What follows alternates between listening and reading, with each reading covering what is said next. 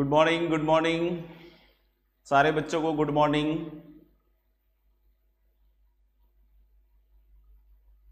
सुप्रभात।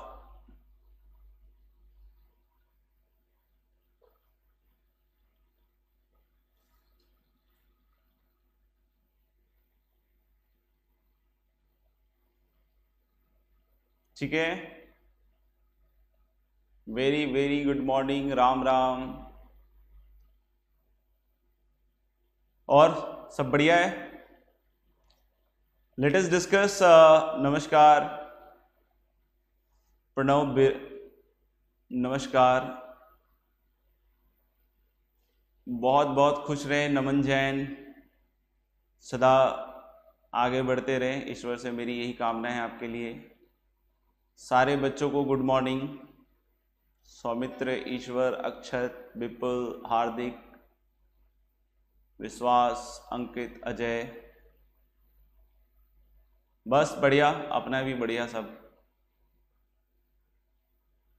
Last class में हम लोगों ने डिस्कशन में एक तो DPP3 था, तो हम लोग डिस्कस कर लेते हैं, ठीक है, और फिर अपन आगे बढ़ते हैं। Let us discuss DPP3। Are we ready? Are we ready DPP3 के लिए? हाँ भाई, DPP लेकर आए हो या नहीं लेकर आए हो? DPP3 डिस्कस करना है क्या? DPP लेकर आए हैं? क्लास से बाहर तो नहीं भेज सकते हैं। चलो फिर लेट्स स्टार्ट। क्वेश्चन नंबर 1 से 5 में किसी बच्चे को कुछ पूछना है तो बताते जाओ। From question number 1 to 5।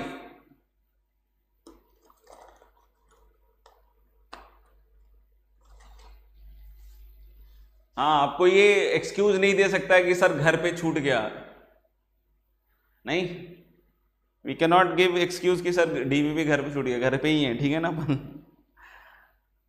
बताओ भाई, 1 से 5 में क्वेश्चन नंबर 1 पे ही डाउट आ गया क्या? इसको अपन कॉम्पोनेंटो डिविडेंडो लगा ले बच्चे, आ जाएगा। इसमें इस फॉर्म में लगा लो पहले तो।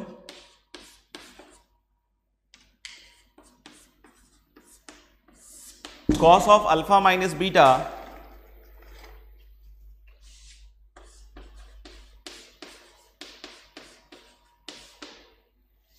Upon cos of alpha plus beta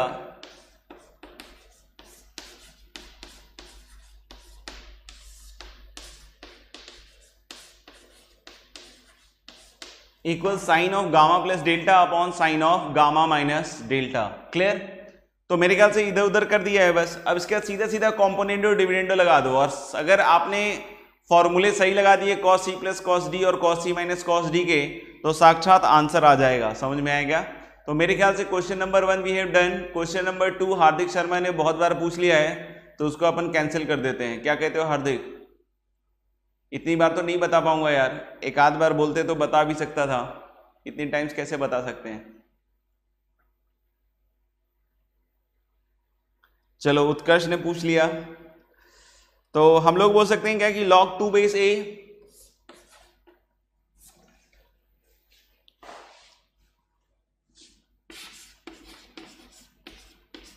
into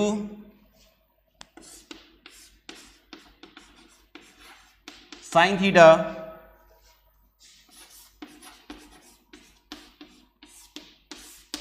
equals log 2 base b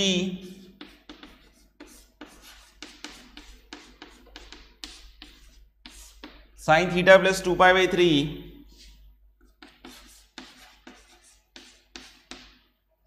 equals log 2 base c sign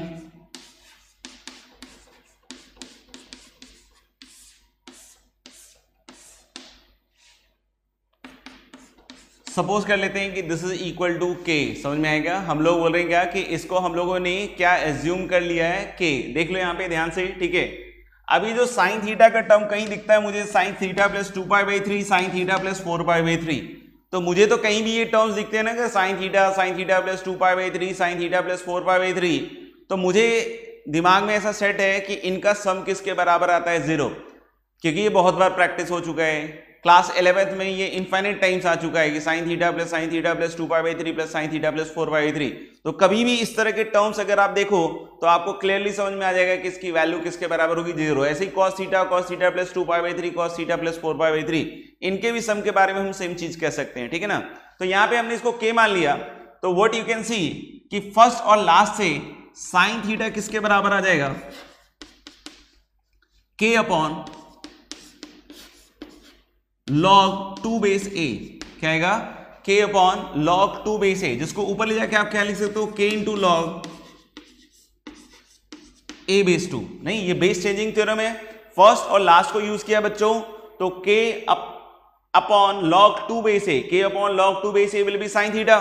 तो log 2 बेस a को ऊपर ले जाओगे तो क्या आएगा, log a बेस 2। अच्छा, साइन थीटा प्लस 2π/3 क्या आएगा, सेकेंड और लास्ट वाले को यूज करो, तो फिर से वैसे ही लिखोगे sine theta plus 2π/3 k upon log 2 base b, यानी कि वो फिर से क्या जाएगा, k into log b base 2। ऐसे ही आप इसको और इसको यूज करो तो फिर से sine theta plus 4π/3 equals to k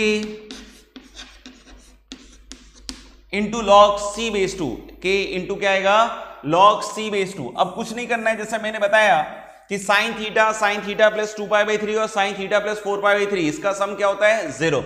तो आप खुद से भी कैलकुलेट कर सकते हो। तो मैं अभी ये तीनों इक्वेशन को ऐड कर रहा हूं,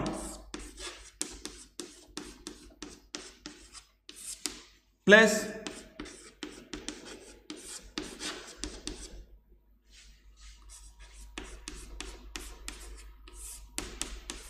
इक्वल्स k टाइम्स, तो k कॉमन हो जाएगा सबसे, तो log a base 2 log b base 2 log c base 2 का सम, तो that will become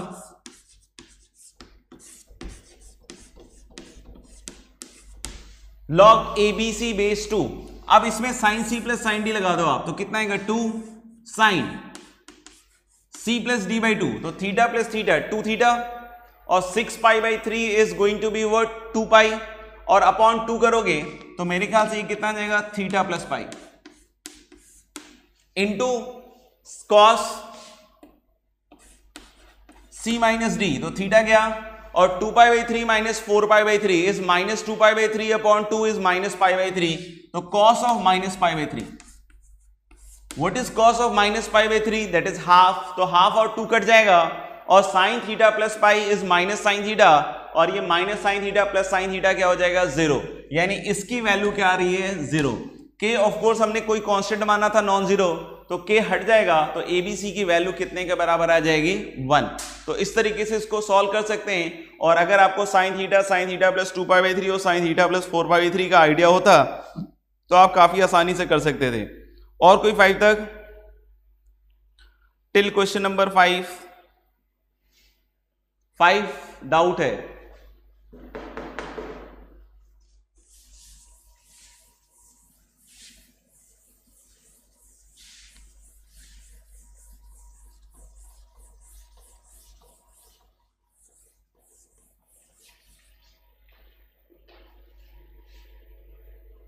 question number 5 पे आते हैं, ठीक है।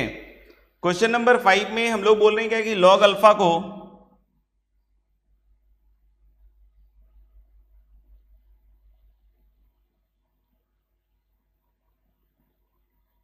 बेस 10 लिखा हुआ है सबका पहले से, समथिंग ए मान लो,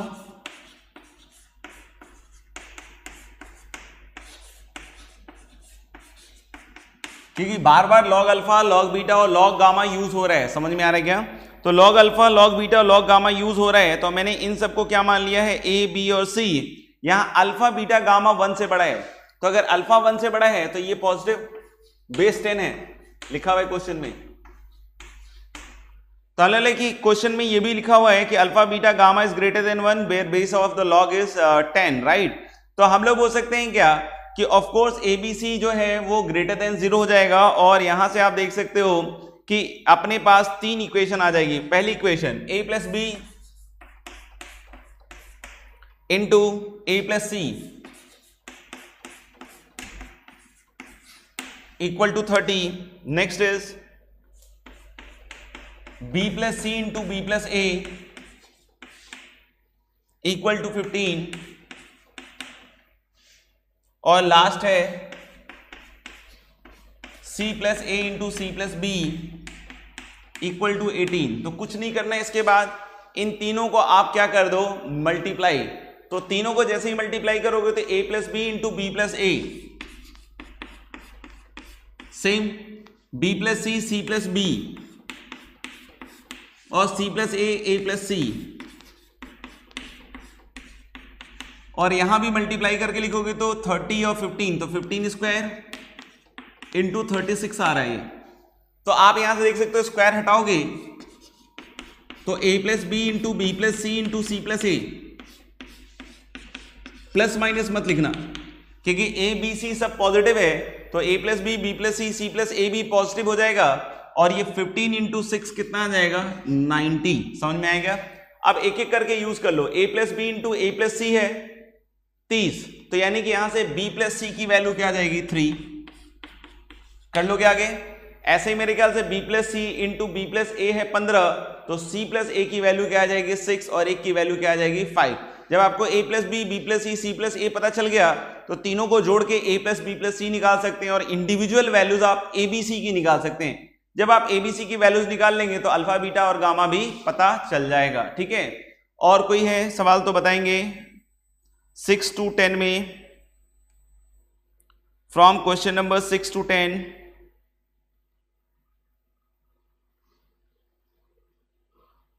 देख लेंगे, अगर है तो बताओ, नहीं तो आगे बढ़े। 9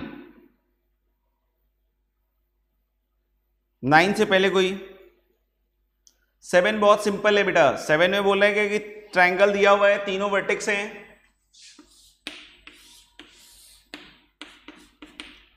7 में हिंट दे रहा हूं मैं, बाकी मेरे ख्याल से सॉल्यूशन भी टेलीग्राम वगैरह में होगा आपका। ए बी सी आप देख लीजिए, 3 पॉइंट्स हैं और इन तीनों के कोऑर्डिनेट्स दिए हुए हैं और बोल रहा है तीनों वर्टाइसेस से इक्वी डिस्टेंट लाइंस। तो आप समझना ना कि एक लाइन ऐसी आएगी जो इधर से बीचों बीच जाएगी, नहीं कि इससे इसका डिस्टेंस और इन दोनों से इसका डिस्टेंस क्या होगा, सेम। तो तीनों के कोऑर्डिनेट्स पता है आपको? पता है क्या तीनों के कोऑर्डिनेट्स? मिड पॉइंट निकाल लो, इस लाइन को लिख लो। ऐसे ही एक लाइन ऐसी आएगी और एक लाइन ऐसी आएगी, तो टोटल कितनी लाइंस आ जाएंगी, 3। तो मेरे ख्याल से क्वेश्चन नंबर 7 मैंने क्लियरली आपको समझा दिया है कि आपके पास इस तरीके से 3 लाइंस आ जाएंगी। लाइंस को लिखना कैसे है कि मिड पॉइंट्स आपको पता है क्योंकि सबके कोऑर्डिनेट्स पता है, तो you can write all the 3 lines. मेरे ख्याल से हो जाएगा। फिर एक शायद क्वेश्चन नंबर 9 शायद बच्चे पूछ रहे हैं, तो उस पर आ जाते हैं।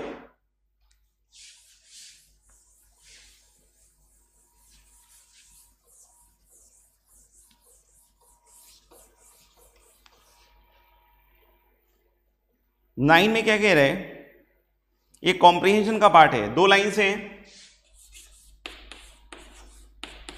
L1 और दूसरी लाइन है L2। x minus 2y minus 1 equal to 0 और दूसरी लाइन है 3x minus Y minus 5 equal to 0 है। बोल रहा है कि if the family of lines L1 plus lambda L2, मतलब इन दोनों की फैमिली, बोल रहा है क्या कि intersect x axis at a and y axis at b, then the locus of the mid point of AB। ध्यान से देखिए, सबसे पहले हम लोग क्या कर सकते हैं कि एक काम ये कर सकते हैं कि इसको सॉल्व कर लेते हैं। सॉल्व करेंगे तो इसको जैसे 2 से मल्टीप्लाई कर लो तो 6x minus 2y minus 10 equal to 0। Subtract करोगे इधर 5x और ये गया तो 9। तो मुझे लग रहा है कि x की वैल्यू 9/5 आ रही है सबके लिए, ठीक है ना। और x की वैल्यू 9/5 क्या रखोगे, 27/5 माइनस 5 तो 2/5, तो y आ जाएगा 2/5। तो यानी कि इसकी जो फैमिली है, ये फैमिली हमेशा इस पॉइंट से पास कर रही होगी, 9/5 2/5। तो हम कोऑर्डिनेट एक्सिस बना लेते हैं और ऐसी बहुत सारी लाइंस होंगी जो 9/5 2/5 से पास कर रही होंगी, उसी की फैमिली की बात हो रही है। तो there are infinitely many lines which is passing through 9/5 2/5। अब बोल रहा है कि ऐसी ही एक लाइन होगी जो कहां काट रही है, a और b पे, नहीं x एक्सिस को a और y एक्सिस को कहां काट रही है, b पे। अब इसके बोल रहा है मिड पॉइंट का लोकस निकालो, तो इसका मिड पॉइंट मैंने मान लिया ये पॉइंट है, ये h, k है। नहीं, इसका मिड पॉइंट ए और बी का मैंने क्या मान लिया, h कॉमा के। अगर ये मिड पॉइंट है समझना h कॉमा के, तो ये कोऑर्डिनेट क्या आएगा 2h comma 0।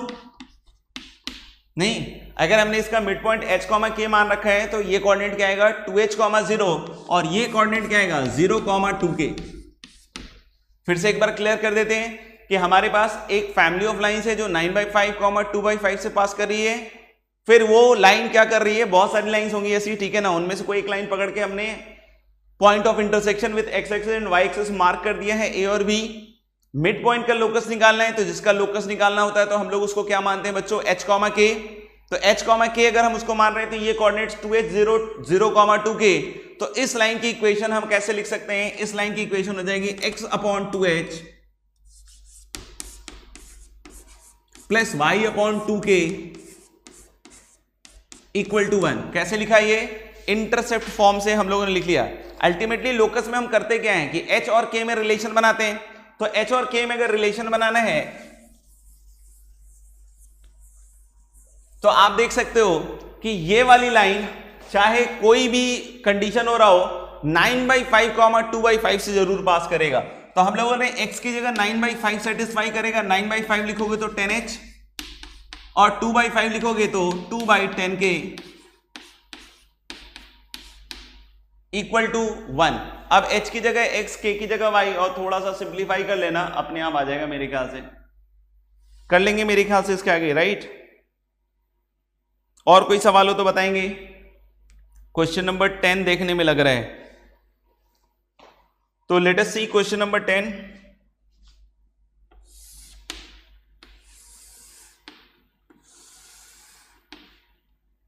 AC is greater than AB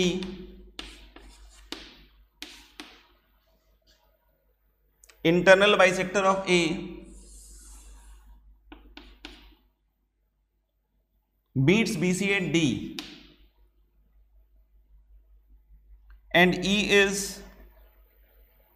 B on AD।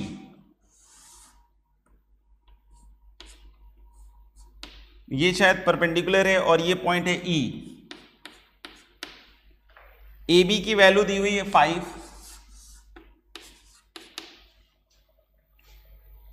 और B की वैल्यू दी हुई है 4, ये वाला। तो ये 5 ये 4 ये परपेंडिकुलर है, तो AE तो 3 हो जाएगा, ठीक है ना। ये मैंने ऐसे ही लिख लिया, अभी जरूरत पड़ेगा तो ठीक है। और फिर हमको पूछ रहे हैं AC प्लस AB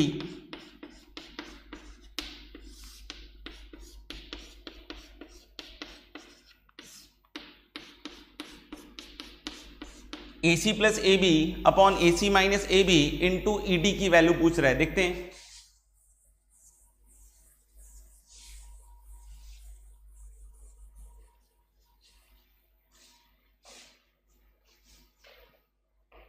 वैसे हमारे को AB पता है 5, ED, तो ED के लिए हम लोग एक चीज लिख सकते हैं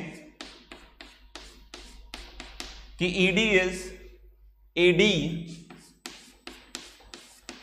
माइनस AE। सिंपल इक्वेशन है। हम लोग बोल सकते हैं क्या कि ये जो ED होगा, ED वो किसके बराबर हो जाएगा, AD और माइनस क्या हो जाएगा AE। तो AD कितना होता है,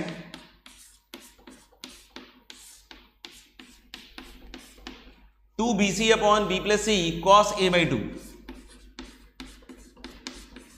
नहीं, और AE किसके बराबर दिया हुआ है 3 दिया हुआ, मतलब मैंने निकाल लिया है, समझ में आ गया। तो आप देख सकते हो कि AD जो कि एंगल बाइसेक्टर था, अब ये समझ में आ रहा है ना एंगल बाइसेक्टर का लेंथ। अब ये मत बोल देना सर कैसे आया, सॉल्यूशन ऑफ ट्रायंगल में पढ़ाया जाता है length of angle bisector 2BC upon B plus C cos A/2। और ये एंगल जो है इंटरनल बाइसेक्टर है तो ये A/2 है। तो कॉस A/2 तो बहुत क्लियर है ना इस ट्रायंगल से, क्या है कॉस A/2।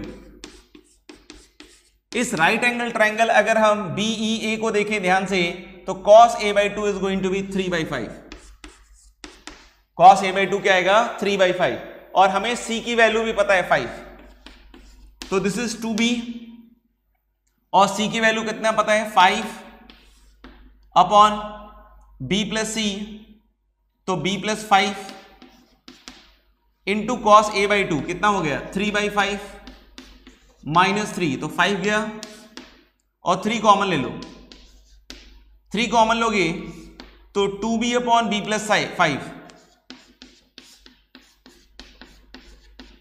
-1, तो ये मेरे ख्याल से क्या 3 इंटू कितना आएगा b माइनस 5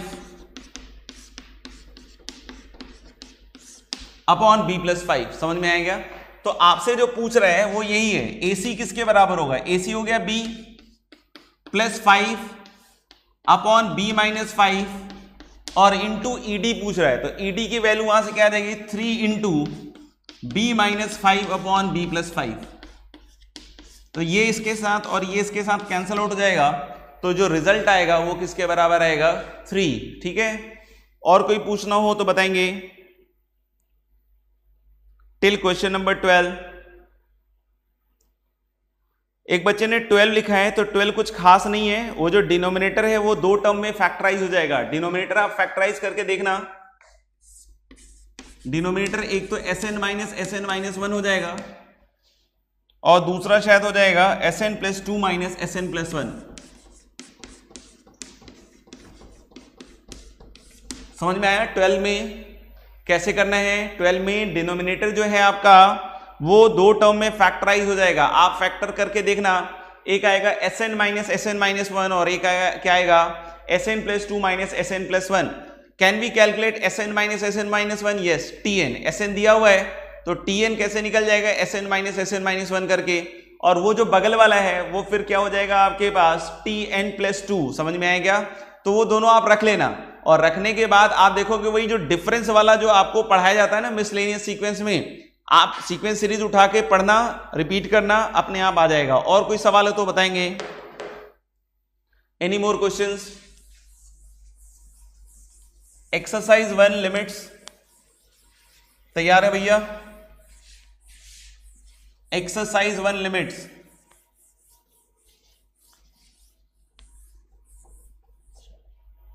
एक्सरसाइज 1 लिमिट्स में किसी को पूछना हो, late us discuss. Exercise 1 limits question number 1 to 5। कोई डाउट है तो बताएंगे।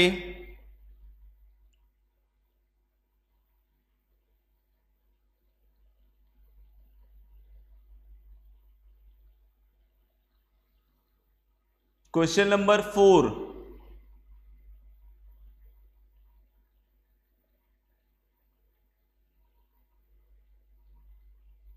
क्वेश्चन नंबर 4 मेरे ख्याल से देख के आंसर कर सकते हैं। मेरे ख्याल से अपन ने एक फॉर्म पढ़ रखा है, दैट मीन्स कि लेक्चर्स पे ध्यान अच्छे से नहीं जा रहा है आपका, और पढ़ाई उतनी अच्छी नहीं हो रही है जितनी मेरी एक्सपेक्टेशन है आप लोगों से।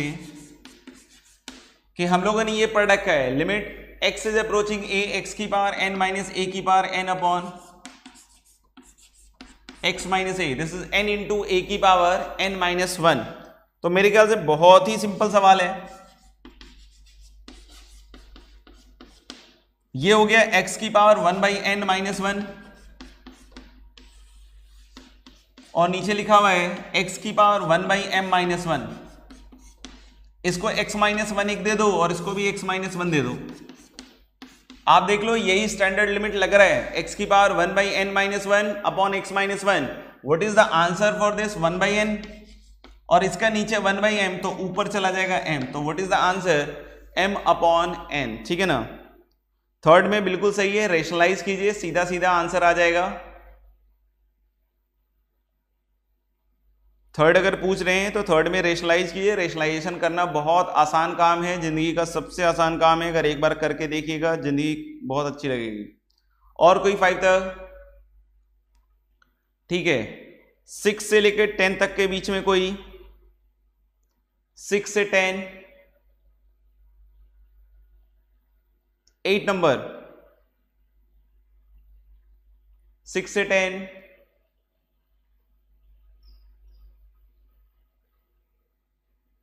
8 नंबर, 7 नंबर। 7 भी बहुत सारे बच्चे लिख रहे हैं, देख लेते हैं। This is question number 7। Limit x is approaching 0,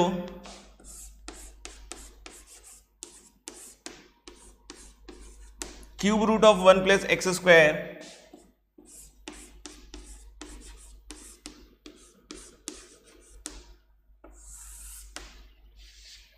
और नीचे है x प्लस एक्स स्क्वायर, जिसको आप क्या लिख सकते हो x इंटू एक्स प्लस 1। सही है। तो हम लोगों ने कुछ नहीं किया है, सिंपल इस एक्सप्रेशन को रीराइट किया है। और मेरे ख्याल से आप लोगों में हर एक बच्चे को क्लियर होना चाहिए कि इसके आगे हम लोग क्या लगाने वाले हैं, बाइनोमियल। तो बाइनोमियल जैसे ही अप्लाई करोगे इससे कोई दिक्कत नहीं है, सिर्फ दिक्कत इससे है। ठीक है, तो ऊपर देखना क्या होता है, 1 plus N X plus so on. चाहो तो आगे का भी टर्म लिख सकते हो, लेकिन उसको लिखने का फायदा नहीं है क्योंकि n इंटू एन माइनस 1 और जो भी एक्स स्क्वायर का ऊपर टर्म हो जाएगा मतलब x की पावर 4 में चला जाएगा। समझ में आएगा। फिर माइनस 1 और यहां भी nx लिखोगे तो 1/4 इंटू माइनस 2x। आगे लिखने का फायदा इसलिए नहीं है क्योंकि डिनोमिनेटर में x की हाईएस्ट पावर कितनी है, 1। ऐसा जरूरी नहीं है कि सिर्फ 2 टर्म तक ही लिखना पड़ता है, मैं बार बार बतला रहा हूं। बाकी कितने बच्चे सुन रहे हैं ध्यान से वही एक्चुअली आगे अच्छा कर पाएंगे। ठीक है ना। तो मेरे ख्याल से सिंपल सा दिख रहा है कि ये ऐसा आ रहा है, इसके आगे के टर्म्स क्यों नहीं लिखे, इसका मैं रीजन ही बता रहा हूं क्योंकि बाद में आप यही सब चीजों में फंसोगे कि सर आप तो 2 ही टर्म लिखते थे। मैं 2 टर्म नहीं लिखता था, मैं सिचुएशन के हिसाब से लिखता था। समझ में आएगा। सिचुएशन अभी क्या है कि डिनोमिनेटर में एक्स की सिंगल पावर है, अगर डिनोमिनेटर में स्क्वायर तक होता है तो मुझे इसका अगला टर्म भी लिखना पड़ता क्योंकि इसके अगले टर्म में क्या आएगा, स्क्वायर। समझ में आएगा।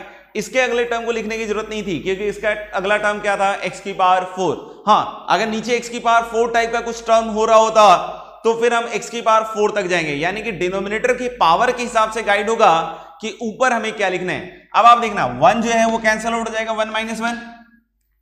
ऊपर से एक x कॉमन निकालोगे तो नीचे वाला एक x कट जाएगा, तो ये क्या बनेगा, x/3 plus higher power of x। और यहां क्या बनेगा, माइनस माइनस प्लस हाफ और plus higher power of x, और नीचे क्या बनेगा, x प्लस 1। फिर से मैं बतला दे रहा हूं मैंने क्या लिखा है ऊपर कि आपका ये 1 कैंसिल आउट हो जाएगा, ये वाला माइनस और इनटू दिख रहा है माइनस माइनस प्लस, और 2/4 इज हाफ, और ऊपर से एक x निकालोगे तो सिर्फ हाफ बच जाएगा। यहां क्या बचेगा, x/3, और बाकी जितने टर्म्स होंगे उन सब में कोई ना कोई x की पावर होगी ही होगी। समझ में आएगा। तो अगर ऊपर x की पावर होगी तो ऑब्वियस सी बात है कि इसके अलावा जितने टर्म्स हैं वो 0 बनेंगे, और ये 0 + 1 कितना बन जाएगा, 1। तो मेरे ख्याल से आंसर क्या आएगा, हाफ। एक बच्चे ने बहुत खूबसूरत चीज लिख दी कि सर नीचे तो x की पावर 2 है। बेटा x की पावर 2 नहीं है, मैंने निकाल के दिखा दिया है कि ओनली x है। ये x + 1 से कोई फर्क नहीं पड़ेगा क्योंकि x अप्रोचिंग 0 पे ये इनडिटर्मिनेट फॉर्म नहीं बना रहा है। और ये सब बातें उन्हीं को फील होगी जो मेरे पहले लेक्चर को भी बहुत संजीदगी से ले रहे थे कि इनडिटर्मिनेट फॉर्म चेक करना। तो आपको समझ में आना चाहिए कि इसके कारण इनडिटर्मिनेट फॉर्म नहीं बन रहा है। तो आपको सबसे पहले ये चीज समझनी चाहिए, और वो अगर समझ रहे हो तो फिर कोई दिक्कत नहीं आएगी। और कोई 8 से 10 में पूछना है किसी बच्चे को,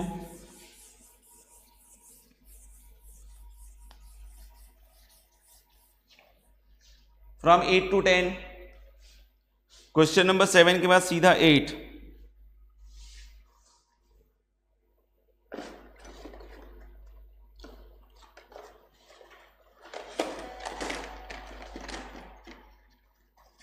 एट में क्या बोल रहे हैं,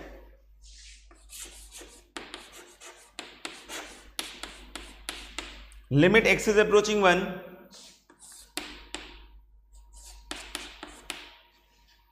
7 + x³ की पावर 1/3 माइनस 3 + x² की पावर हाफ और अपॉन x - 1। फिर से आप देख सकते हो कि 0/0 का फॉर्म बनेगा। समझ में आएगा। हम लोग बोल सकते हैं क्या कि फिर से किस फॉर्म का बनेगा, 0/0 फॉर्म का। ध्यान से देख लीजिए आप। अब हम लोग इसको अगर सॉल्व कर रहे हैं तो ऑफ कोर्स हमारे को सबसे पहले क्या हटाना पड़ेगा, इसका इनडिटर्मिनेट फॉर्म। क्या हटाना पड़ेगा बच्चों, इनडिटर्मिनेट फॉर्म। इनडिटर्मिनेट फॉर्म के हटाने के अपने अलग अलग तरीके भी हो सकते हैं। एक तरीका मैं भी सजेस्ट कर देता हूं, सुनेंगे। अगर हम लोग देखें x अप्रोचिंग 1 पे, तो ये किधर की तरफ जा रहा है, 2। देख सकते हो 7 + 8, 7 + 1 8, 8 का क्यूब रूट किसके बराबर हो जाएगा 2। इसके बाद आप देखेंगे 3 + 1 4 की पावर हाफ, ये भी किसके बराबर हो जाएगा 2। तो मेरे ख्याल से ये दिख रहा है 2 - 2 0 और नीचे भी कहां जा रहा है 0। तो मैं यहां पे क्या कह रहा हूं आपको कि जिसकी तरफ जा रहा है, ये किसकी तरफ जा रहा है 2, तो मैं इसमें से 2 सबट्रैक्ट कर दे रहा हूं।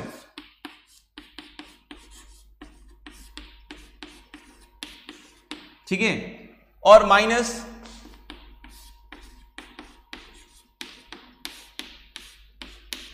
ये भी 2 की तरफ जा रहा है, इसमें से भी 2 सबट्रैक्ट कर दिया। देख लीजिए ध्यान से, हम लोग बोल रहे हैं क्या कि ये 2 की तरफ जा रहा है तो मैंने -2 कर दिया और इसको भी -2 कर दिया और ये x - 1 को अलग अलग कर दिया।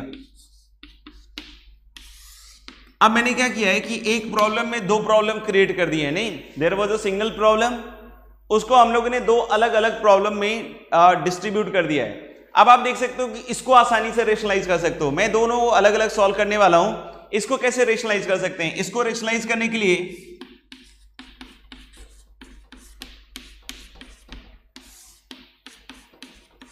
इससे मल्टीप्लाई डिवाइड कर लो।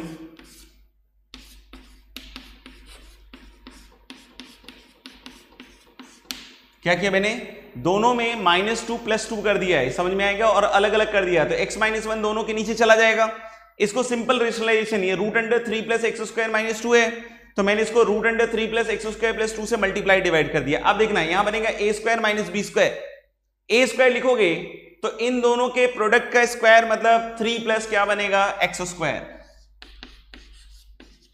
और -b² करोगे तो माइनस क्या बनेगा 4, और नीचे x - 1 और इंटू क्या बनेगा √3 + x² + 2।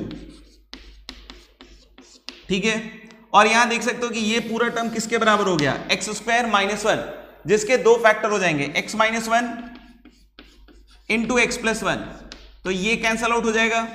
और x अप्रोचिंग 1 पे x, ये दिख रहा है, ये x² - 1 हुआ, उसके 2 factor x - 1 x + 1, x approaching 1 पे ये कैंसल आउट हो जाएगा। इसका इंडिटरमिनेट फॉर्म ये बनेगा 1 + 1 2, और यहां देखना 3 + 1 4 का स्क्वायर रूट 2 और 2 + 2 4, तो मेरे ख्याल से ये 2/4 कितना हो जाएगा हाफ। ये मैंने अभी इस पार्ट का निकाला है, इस पार्ट का भी वैसे ही निकालना पड़ेगा। इसके लिए भी मैं रेशनलाइजेशन यूज करूंगा। अब बच्चे पूछ रहे होंगे सर क्यूबिक का रेशनलाइजेशन, ध्यान से देखिए, अगर हम लोग बोले क्यूबिक का रेशनलाइजेशन करेंगे आप, अभी आंसर नहीं आया है, किसी बच्चे को लग रहा है कि आंसर आ गया है, तो अभी नहीं आया है, अभी मैंने बस इस पार्ट का आंसर निकाला है, वो कितना आया हाफ। अब यहां देखेंगे इसका रेशनलाइजेशन, तो सबसे पहले समझेंगे, ये सब तो बताया हुआ है वैसे, बट फिर भी cube root of a minus cube root of b, हम स्क्वायर रूट का जब रेशनलाइजेशन करते हैं तो square root of a minus square root of b क्या लिखते हैं square root of a plus square root of b से मल्टीप्लाई डिवाइड करके। अब यहां पे क्या है cube root of a minus cube root of b, तो इसको आप कैसे लिख सकते हो a minus b upon cube root of a, sorry a की power 2/3 plus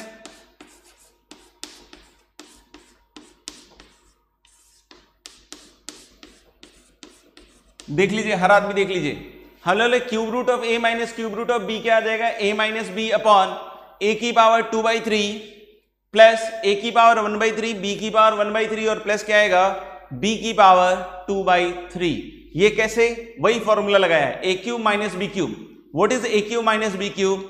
a minus b into a square plus a B plus B square. उसमें आप a की जगह क्यूब रूट ऑफ a डाल दीजिए उस फॉर्मूले में, और b की जगह क्या डाल दीजिए क्यूब रूट ऑफ b, आपके पास यही फॉर्मूला आ जाएगा। समझ में आएगा? ऐसे ही अगर आपको cube root of a plus cube root of b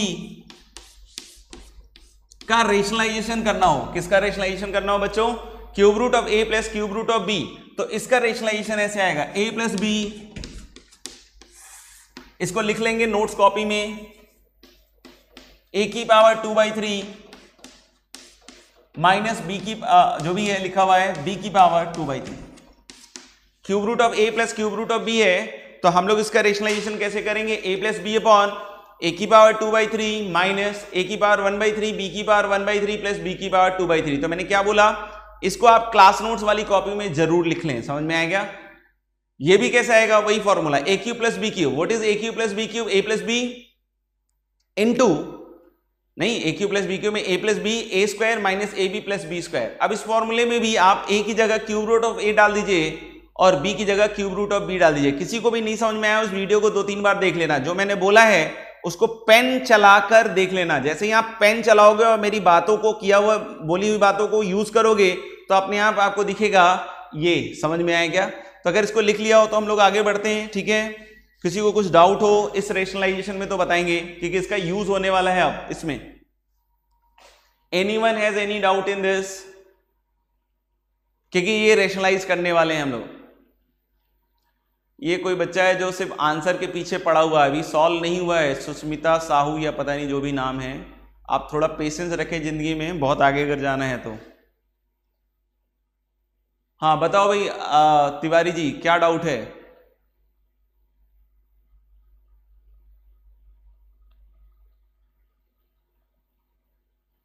rationalisation वाले में कोई डाउट है तो बताएंगे,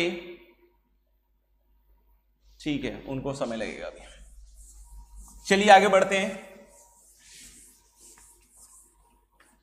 इसमें अब देखते हैं, हम लोगों ने एक पार्ट तो सॉल्व कर दिया आपका, उस रेशनलाइजेशन को हम लोग बार बार यूज करेंगे, समझ में आएगा।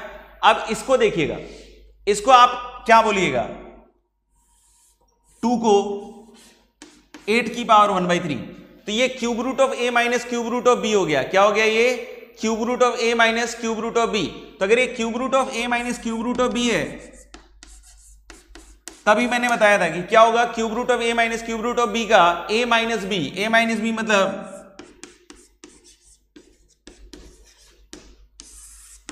ए माइनस बी, और नीचे क्या है एक्स माइनस 1।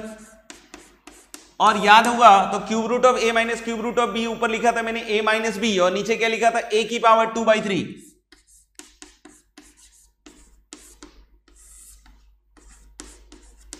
फिर क्या लिखा था अपन ने, प्लस ए की पावर 1/3 बी की पावर 1/3, और फिर क्या लिखा था बी की पावर 2/3।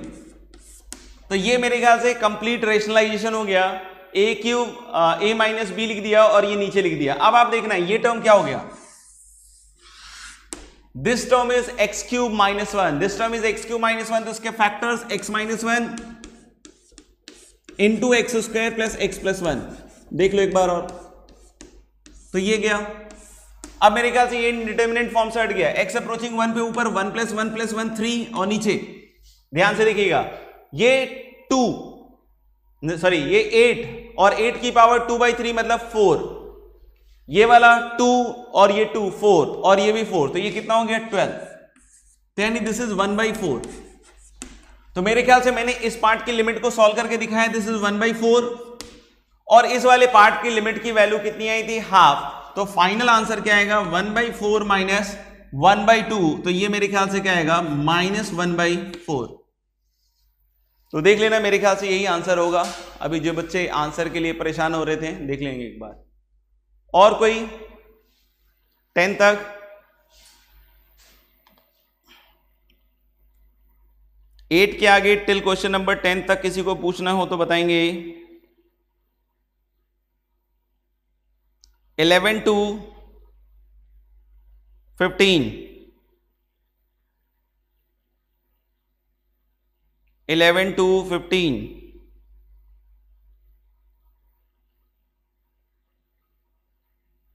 एक बच्चे का डाउट आया है शायद 11 नंबर, किसी बच्चे का 10 भी आया है। तो 10 तो भाई अगर आपको डाउट आया है तो इसका मतलब आपको बहुत ज्यादा पढ़ने की जरूरत है, ठीक है ना। जिस भी बच्चे का 10 आया था, हाईएस्ट पावर मैंने बता रखा है, इतनी तेजी से लिखोगे तो कुछ दिखाई भी नहीं देगा, ठीक है। तो जितनी तेजी से स्क्रीन स्क्रॉल हो रहा है तो वो दिखेगा नहीं मेरे को। तो 10 हम लोग बोल रहे हैं क्या कि x की पावर 10 ऊपर से भी बाहर आ जाएगा, नीचे से भी आ जाएगा। एक बच्चे ने फिर शायद 11 भी लिखा हुआ है, तो भाई 11 क्लास के अंदर ही बताया हुआ है, इन्फिनिटी और माइनस इन्फिनिटी दोनों ही निकलवाया था मैंने, ठीक है। फिर अगला सवाल शायद कोई 12 और 15 पूछ रहे हैं, 2 सवाल लग रहा है। हाँ 11 रेशनलाइजेशन नहीं, क्लास इलस्ट्रेशन है, डायरेक्ट वहां से उठा के आंसर लिख दो। एक सवाल शायद 12 पूछ रहे हैं बच्चे।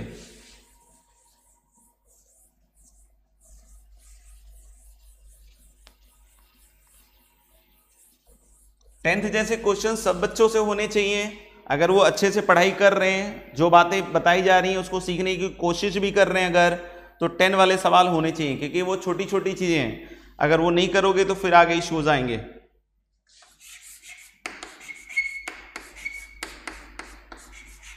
Moving to question number 12, limit n is approaching infinity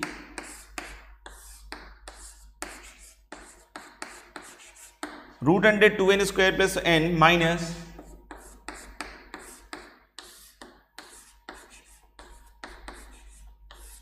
lambda times root under 2n square minus n equal to 1 by root 2। When lambda is a real number then, when lambda is a real number then, तो हम लोग को lambda की value बतानी है कि lambda क्या हो सकता है पॉसिबली।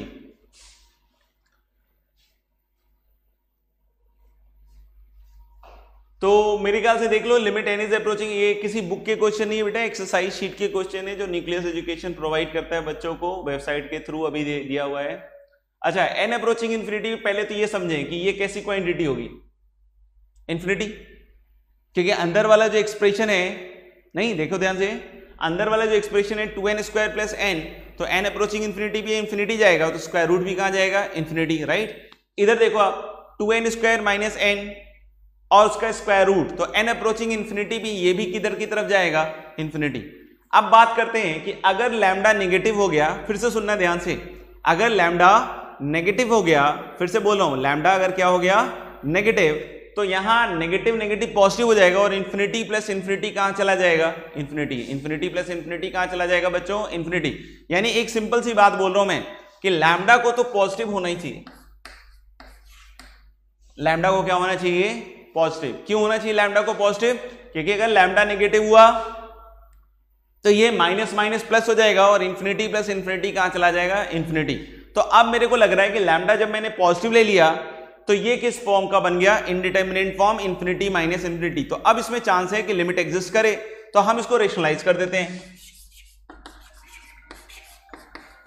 तो अगर हम इसको रेशनलाइज कर देंगे तो यहां देखना,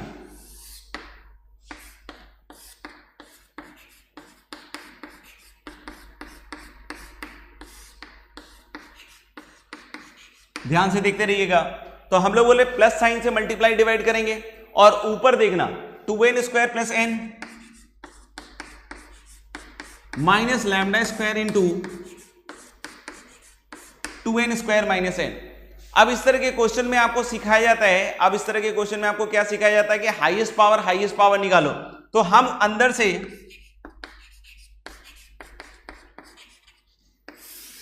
अगर n स्क्वायर निकालते हैं तो बाहर n आएगा और 2 प्लस 1 बाई n देख लो, और plus lambda into 2 minus 1 by n। किसी को नहीं समझ में आया तो बताएंगे, n स्क्वायर बाहर निकाला, मॉड n भी अगर होगा तो भी हम लोग बोल सकते हैं क्या कि n पॉजिटिव है, n इंफिनिटी जा रहा है, तो ये n ही कॉमन आएगा और root under 2 plus 1 by n, और इधर क्या आएगा, root under 2 minus 1 by n। ऊपर देखना, ऊपर बन रहा है n स्क्वायर का कोएफिशिएंट 2 माइनस 2 लैम्डा स्क्वायर, देखना, और फिर क्या बन रहा है n का coefficient n into 1 plus lambda square. देख लो यहां पे हम लोग बोल रहे हैं क्या कि एक तो 2n स्क्वायर का 1 minus lambda 2 lambda square n square का आएगा और n plus n lambda square, ये बन गया। अब सोचना कि नीचे अगर हाईएस्ट पावर n कॉमन आ रहा है और ऊपर आपने कितना निकाला, n स्क्वायर, फिर से देखना नीचे से n आया और ऊपर हाईएस्ट पावर अगर आपने n स्क्वायर निकाला, सुनना ध्यान से, तो ऊपर कट के एक n बच जाएगा। अगर ऊपर एक n बच रहा है तो n अप्रोचिंग इंफिनिटी पे ये लिमिट फाइनाइट नहीं हो सकता है। अगर ये फाइनाइट नहीं हो सकता है तो सिंपल सी बात कह सकते हैं हम कि 2 माइनस 2 लैम्डा स्क्वायर को क्या होना पड़ेगा, 0, और लैम्डा की वैल्यू प्लस माइनस 1 में हम बोल सकते हैं कि बस एक ही वैल्यू एक्सेप्ट होगी, कौन सी, 1। अब इसके बाद देख सकते हो कि अगर ये हट गया तो अब ये n कैंसिल आउट हो जाएगा और इसकी लिमिटिंग वैल्यू मेरे हिसाब से तो क्या आएगी, 1 प्लस लैम्डा स्क्वायर अपॉन, देखना 1 plus lambda square, n cut गया और नीचे आएगा रूट 2 प्लस लैम्डा रूट 2, और लैम्डा की वैल्यू अगर 1 आई है तो √2 प्लस √2 और ये 2, तो हम लोग बोलेंगे 2/2 √2, तो दैट इज 1/√2। तो यानी कि लैम्डा की जो वैल्यू होगी that is going to be what 1। समझ में आ गया? तो देख लीजिए मेरे ख्याल से अपन ने बात कर दी है।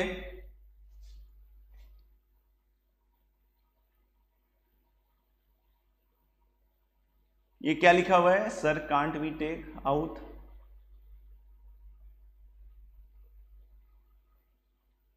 रूट अंडर,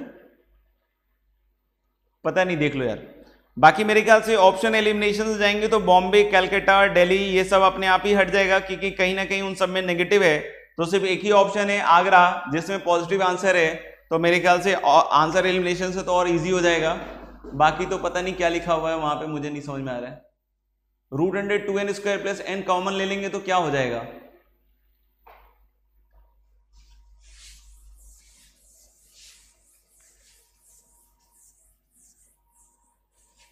और कोई 15 तक है तो बताएंगे।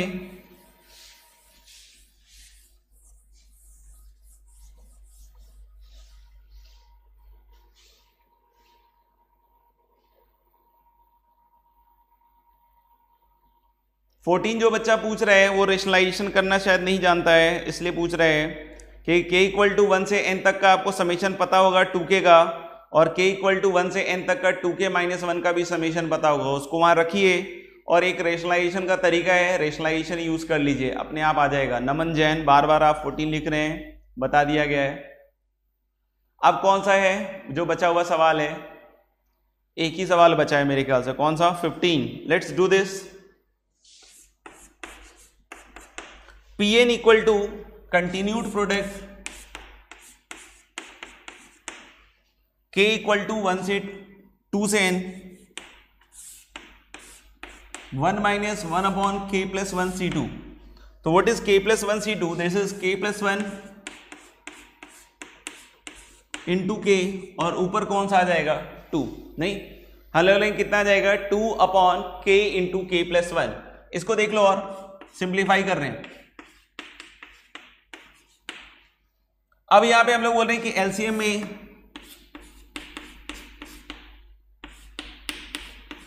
k + 1 × k आएगा, और ऊपर क्या आएगा? ये ऊपर चला जाएगा, तो ऊपर जाएगा k² + k - 2। क्या चला जाएगा ऊपर? k² + k - 2। अब इसको देख सकते हैं आप,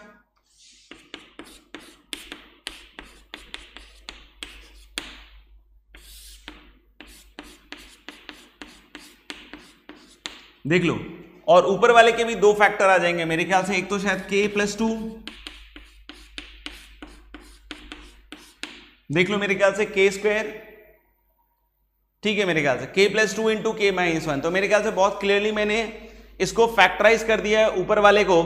अब जैसे सिग्मा में क्या होता था कि हम लोग एक एक वैल्यूज डालते थे और सबको जोड़ के लिखते थे, नहीं, एक एक वैल्यूज डालते थे और सबको क्या लिखते थे? जोड़ के लिखते थे। कंटिन्यूड प्रोडक्ट में क्या करेंगे? कंटिन्यूड प्रोडक्ट में फिर से एक एक वैल्यू रखेंगे और मल्टीप्लाई करके लिखेंगे। क्या करेंगे? मल्टीप्लाई करके। आप देखना, दिस मल्टीप्लाइड बाई दिस है, तो इसको मैं अलग से कर देता हूं, इसको मैं अलग से कर देता हूं। फिर से समझा रहा हूं कि जब सिग्मा होता है तो हम लोग क्या करते हैं कि एक एक वैल्यू जो है रखते हैं और सबको जोड़ते हैं। कंटिन्यूड प्रोडक्ट में क्या करेंगे? वैल्यूज रख के क्या करते हैं? मल्टीप्लाई। तो ये दोनों मल्टीप्लाइड फॉर्म में ही है, तो मैं पहले इसका कंटिन्यूड प्रोडक्ट निकाल लेता हूं। तो 2 से चालू करना है, तो 4/3, देखना 2 पे 4/3, इसको बाद में लिख लूंगा, ठीक है ना? 4/3, फिर 2 के बाद नेक्स्ट वैल्यू कौन से रखोगे आप? 3, तो कितना हो जाएगा? 5/4, फिर 2 के बाद 3 के बाद नेक्स्ट कौन सा रखोगे? 4, तो कितना आएगा? 6/5, और ऐसे चलता जाएगा टिल n+2/n+1। तो एक तो इसका कंटिन्यूड प्रोडक्ट मैंने लिख दिया। अब ऐसे ही एक इसका भी कंटिन्यूड प्रोडक्ट आएगा, उसको भी मैं लिख रहा हूं। तो 2 से n तक इसमें भी जाएगा, तो 2 - 1 1, फिर 3 रखोगे तो 2, फिर 4 रखोगे तो 3/4, और इस तरीके से। ये समझ में आया कि सबसे पहले हम लोग k = 2 से n इसमें रख रहे हैं और इसके कंटिन्यूड प्रोडक्ट को लिख दिया, मल्टीप्लाइड बाई दिस, ये भी मल्टीप्लाइड फॉर्म में, डिवाइड नहीं है, ठीक है ना? और ऐसे आएगा, तो ये दिख रहा है कि ये कैंसल आउट होगा। 5, 6 अगले वाले से और n+1 जो है वो अपने पहले वाले से कट जाएगा और यहां उल्टा चलेगा 2 3 4 अगले वाले से और n-1 से पिछले वाले से। तो अल्टीमेटली यहां पे पूरा क्या बचा n+2/3 और इधर से क्या बचा 1/n। तो अल्टीमेटली दोनों का प्रोडक्ट लिखना था मुझे, तो अल्टीमेटली प्रोडक्ट आ जाएगा n+2/3n। अब बोल रहा है n इज अप्रोचिंग इंफिनिटी, इसकी लिमिट निकालो। तो मेरे ख्याल से हाईएस्ट पावर वाला खेल करना है, तो अपने आप इसकी वैल्यू क्या आ जाएगी 1/3। कितनी आ जाएगी इसकी वैल्यू 1/3। तो we are done with this.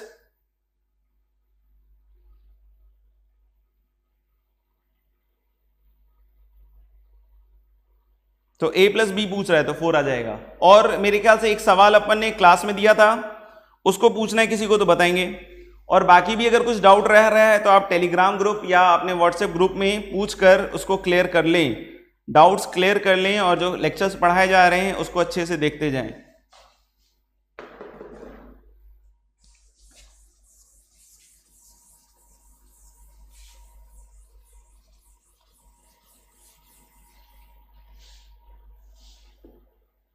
एक और क्वेश्चन हम लोगों ने सैंडविच में दिया था,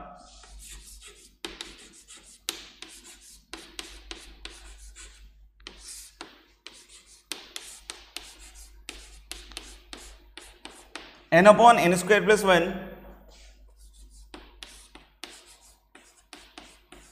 n/n² + 2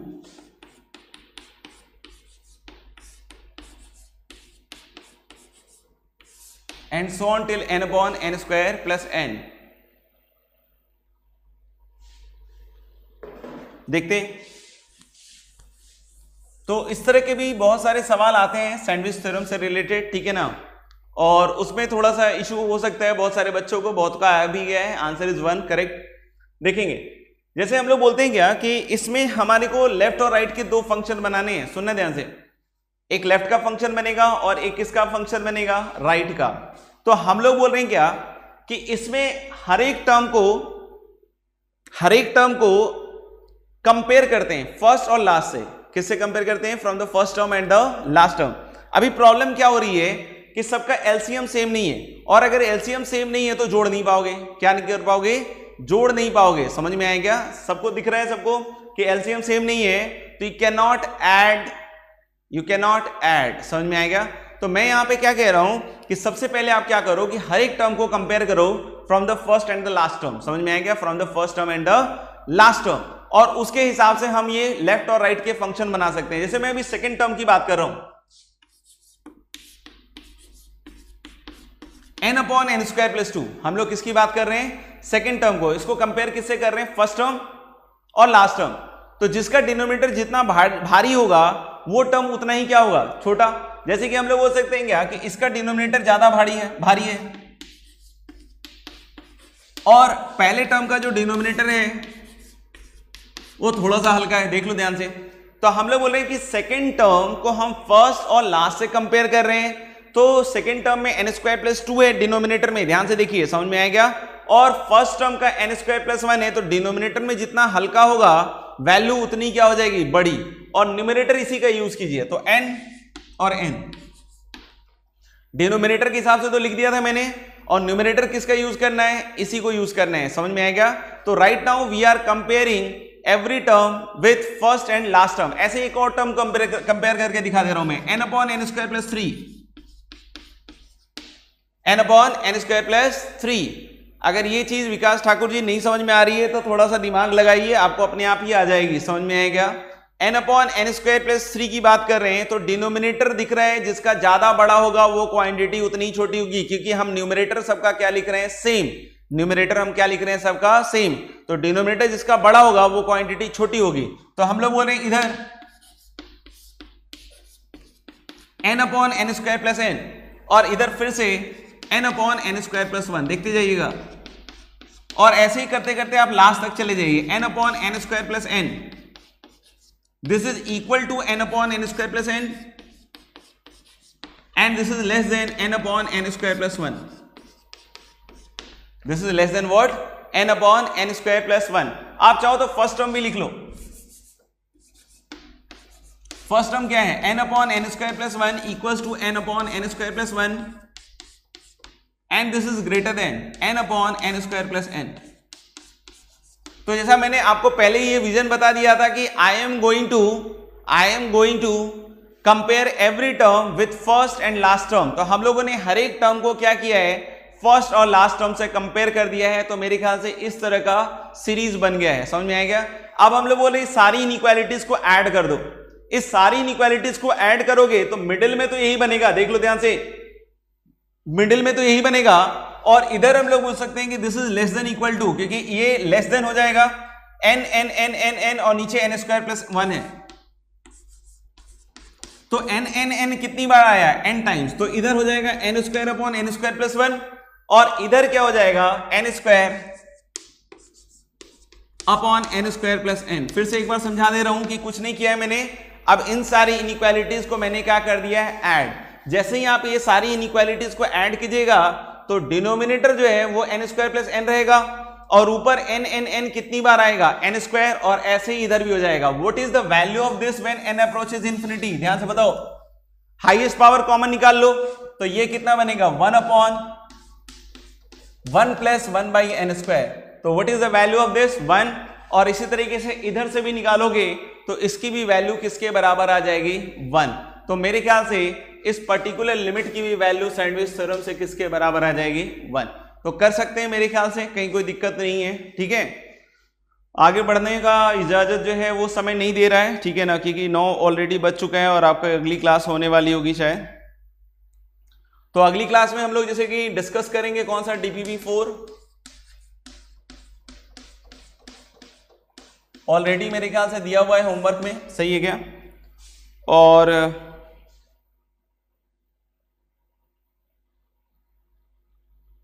बस अभी इतना ही करते हैं, DPP4 अगली क्लास में डिस्कस करते हैं। और एक DPP5 हम लोग अपलोड कर देंगे तो आप DPP5 भी कर सकते हैं, समझ में आएगा। बट डिस्कस सिर्फ DPP कौन सा होगा, 4, समझ में आएगा। और sir I neglected 1 2 3 n in the denominator in front of n square, so correct. क्या नेग्लेक्टेड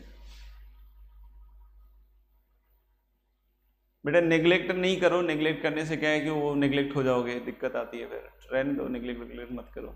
पता नहीं क्या किया, नेग्लेक्ट मतलब क्या, ये 1 2 3 ये सब हटा ही दिया पूरा। देख लेना, अगर वैसा कुछ किया है तो वो गलत अप्रोच है, बात कर लेंगे बाद में, ठीक है ना। तो मेरे ख्याल से DPP अपन 5 अपलोड करा देंगे और अपने डिस्कशन में कौन सा चलेगा, DPP4, ठीक है। तो इसी तरीके से मन लगा के पढ़ते रहिए, फिर अपन अगली क्लास में मिलते हैं। तब तक के लिए bye bye and have fun with your studies and God bless you all, ठीक है। व्हाट्सएप ग्रुप का नंबर जिनको ऐड होना होता है वो हो जाते हैं, बाकी सारे बच्चों के लिए टेलीग्राम ग्रुप है।